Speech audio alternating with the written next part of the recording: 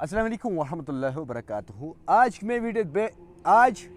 मैं इस वीडियो में बात करने वाला हूँ कि हमारे घरों के अंदर अक्सर मुझे कॉल्स आते हैं मुख्तलिफ डिस्ट्रिक्ट्स के अंदर से कि सर जी हमने तो फिटिंग की लेकिन गीज़र पानी ही नहीं छोड़ता है। एक होता है कि गीज़र पानी ही नहीं छोड़ता तो अलग मसला था। अब उससे प्रॉब्लम क्या क्या हो सकता है कल को, तो मैं बताऊँगा।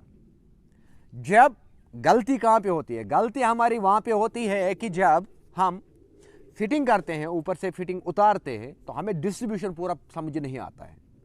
तो मेन चीज़ जो है, अगर हमने एक कोने से पाइप उतारी और दूसरे कोने में हमने गीज़र लगाया तो कल को उसमें प्रेशर डाउन हो जाएगा। ये गारंटी से मैं कह सकता हूँ। कर थोड़ा मुंह ही। हाँ, कल को उससे गीज़र में प्रेशर कम होना ही होना है।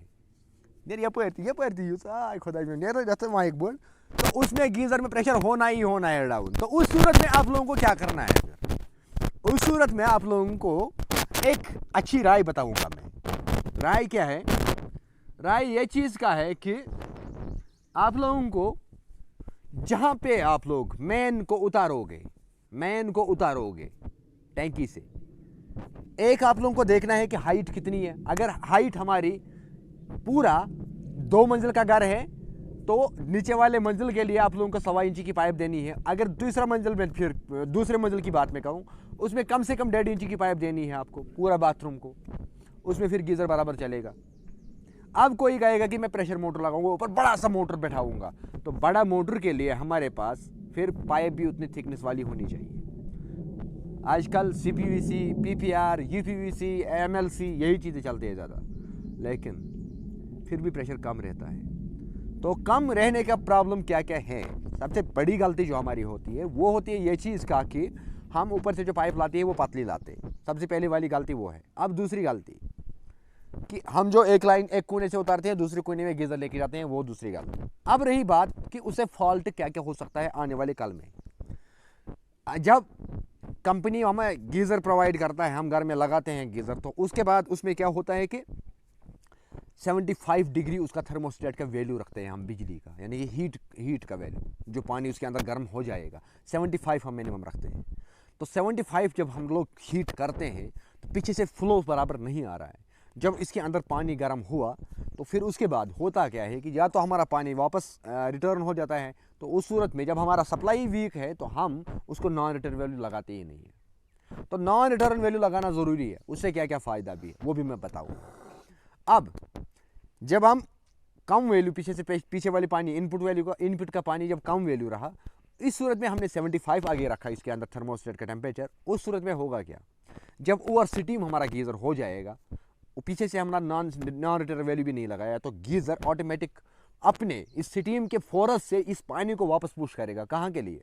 ऊपर टैंकी के लिए, क्योंकि ऊपर से जो टैंकी का पानी जो आ रहा है ना, उसका उतना वजन नहीं है, उसका उतना प्रेशर ज़्यादा नहीं है, तो वो उसको आराम से वापस सर्कुलेट कर सकता है। वही पानी जाके गिरता है हॉल में, गीज़र का पानी गिर जाता है फिर हॉल में। तो हॉल में गिरने की वजह से क्या होता है कि सारा मैटिंग वगैरह जो भी कारपेट होता है छत पे, सारा ख़राब। उसके लिए हमें चाहिए नॉन रिटर्न वैल्यू।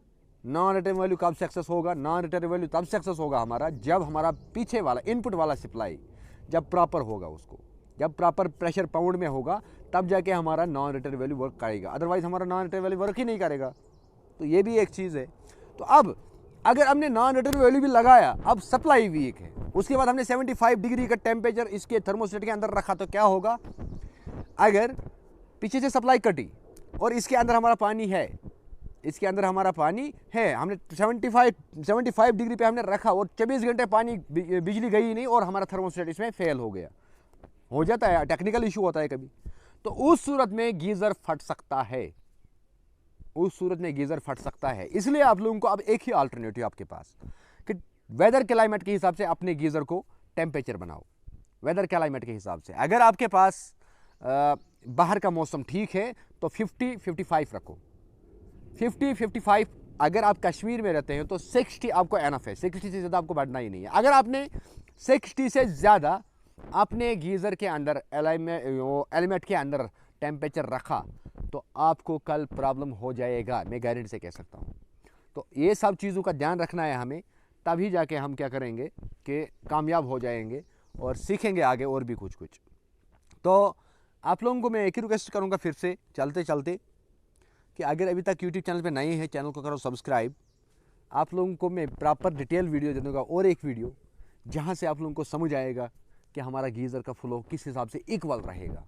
जितना पानी टैंकी से आया उसको हमें 2 भाग में बांटना है, तो 2 भाग में हम कैसे बांट सकते हैं उसको, उसके लिए मैं वीडियो दे दूँगा। मैं साइट पे हूँ, साइट का वीडियोस तमाम आएंगे मेरे यूट्यूब चैनल पे। उसके लिए आप लोगों को सिंपल करना है मेरे यूट्यूब चैनल पे सब्सक्राइब, और इस वीडियो को लाइक करो और व्हाट्सएप ग्रुप्स में शेयर करो ताकि कोई एक इंसान बच पाएगा। बाकी मिलते हैं नेक्स्ट